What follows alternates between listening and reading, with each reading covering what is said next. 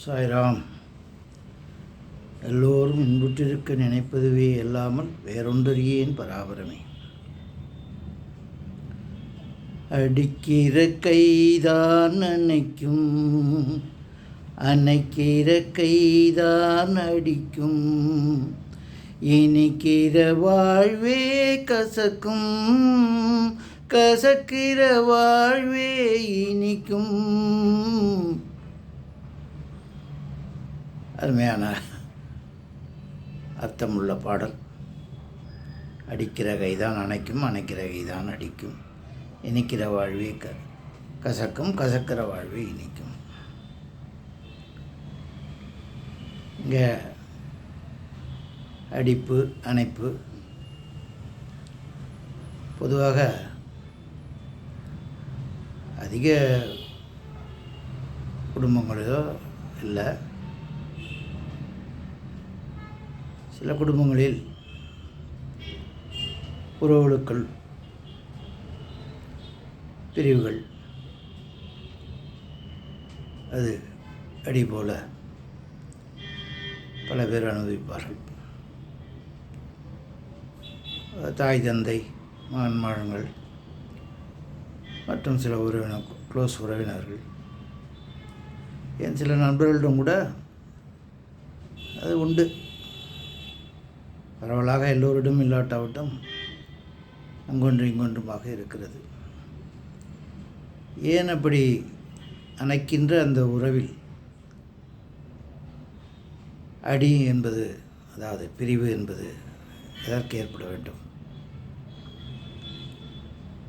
ஒருவருக்கொருவர் விட்டுக் கொடுக்காமலும் ஈகோனாலும்,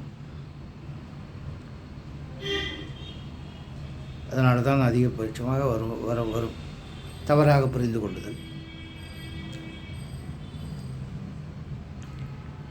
ஆனால் அதே உறவுகளும் மற்றவங்களும் ஒரு கஷ்டம் என்று வரும்போது எல்லாத்தையும் மறந்து விட்டு ஓடி வந்து விடுகிறார். அதிலும் ஒரு சிலர் ஒண்டி தான் அனுபவிக்கட்டும் நன்றாக என்று சந்தோஷப்படுவார்கள். அது ஒரு துர்குணம்தான். அதேமாரி இருப்பவர்களை பற்றி நம்ம பேச வேண்டியில்லை. ஆனால் இந்த உறவுகளில் எப்பொழுதுமே அனைத்துப்படியே இருக்க வேண்டும் என்பது இந்த காலத்தில் எல்லாம் நடக்குமா என்பதும் ப்ராக்டிக்கலாக எல்லோருக்கும் கஷ்டமாக தான் இருக்குது. இருந்தாலும் அப்படி இருந்தால் எப்படி இருக்கும்? எல்லாருக்கும் சுகமாக தானே இருக்கும். எல்லாருக்குமே இனிக்க தானே செய்யும், கசக்காது இல்லையா? அதேமாரி ஒருவருக்கு விட்டு கொடுத்து ஒருவருக்குடன் அன்புடன் அரவணைப்புடன் இருந்தால் அந்த இதிலேருந்து தப்பிக்கலாம். அப்படி இனிக்கிற வாழ்வே கசக்காது. அதுக்கப்புறம் கசக்கிற வாழ்வே இனிக்கும். கசக்கிற வாழ்வு எப்படி எனக்கு ரெண்டுக்கும் வித்தியாசம் இருக்குது. அதாவது வாழ்வை நம்ம எடுத்துக்கிறத பொறுத்தது, கசக்கிறதோ இனிக்கிறதோ அது எல்லாமே அவங்கவுங்க மனசில் உள்ளது தான். அவங்க மனசில் உள்ள நற்குணங்கள் துர்க்குணங்கள் இதனால் வருவது தான் இனிப்பும் கசப்பும். ஆனால் அதை பல பேர் நாம் உணர்வதில்லை. அது பிறர் மீது வழி சுமத்தியோ ஏதோ ஒன்று சொல்லியோ நாம் நல்ல இனிக்க வேண்டிய வாழ்வை கசக்க வைத்துக் கொள்கிறோம். நமக்கு ஒன்று இல்லை, பிறருக்கும் அதை மாதிரி வைத்து விடுகிறோம். இதிலிருந்து தப்பிப்பதற்கு என்ன செய்ய வேண்டும் என்றால், சான்றோர்கள் கூறியபடி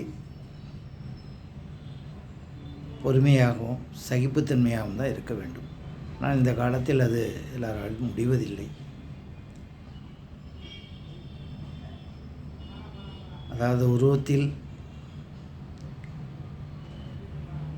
மற்ற குணநலன்களில் இதில் தான் ஒவ்வொருவரும் வேறுபாடு உண்டே தவிர, பேசிக்காக நாம் எல்லோரும் அந்த இறைவனின் பிள்ளைகள் என்று எடுத்துக்கொண்டாலும் சரி, எல்லோரும் ஆத்மா என்று உணர்ந்து கொண்டாலும் சரி. அப்புறம் எதுக்கு ஒருத்தருக்கு ஒருத்தர் அணைக்கிற கையை அடிக்கணும்?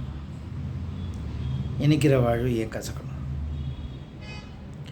அதனால் ஒவ்வொருவரும் மாறிக்கொண்டால், ஒவ்வொருவரும் இதை உணர்ந்து கொண்டால் எல்லோருமே சுகமாக இருக்கலாம், எல்லோருக்குமே வாழ்க்கை இனிக்கும். ஆனால் எப்பொழுதுமே வாழ்க்கை இனிக்கும் என்று எதிர்பார்ப்பதும் தவறு தானே. ஏன்னா கசப்பு என்று ஒன்று வந்தால் தான் இனிப்பு என்றது தெரியும், துன்பம் என்று ஒன்று வரும்பொழுது தான் இன்பம் பற்றி தெரியும். ரெண்டு இன்பங்களுக்கு நடுவில் உள்ளது தான் துன்பம், ரெண்டு துன்பங்களுக்கு இடையில் உள்ளது தான் இன்பம்.